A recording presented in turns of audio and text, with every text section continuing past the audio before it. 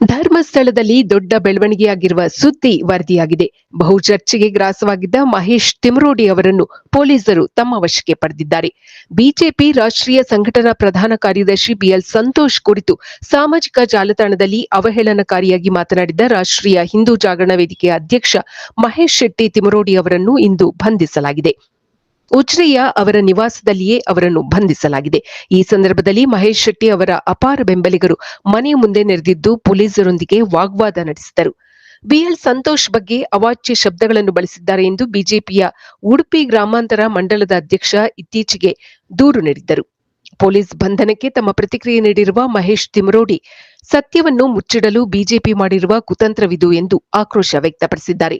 ನನ್ನ ಜೀವಕ್ಕೆ ಏನಾದರೂ ಅಪಾಯವಾದಲ್ಲಿ ಅದಕ್ಕೆ ಸರ್ಕಾರ ಹಾಗೂ ಬಿಜೆಪಿ ನೇರ ಹೊಣೆ ಎಂದು ಅವರು ಎಚ್ಚರಿಕೆ ನೀಡಿದ್ದಾರೆ. ಇದು ಈ ದಿನದ ಸುದ್ದಿ. ನಿರಂತರ ಸುದ್ದಿಗಳಿಗಾಗಿ ವೀಕ್ಷಿಸುತ್ತಿರಿ ಜೀನಿ ನ್ಯೂಸ್. ನಮಸ್ಕಾರ.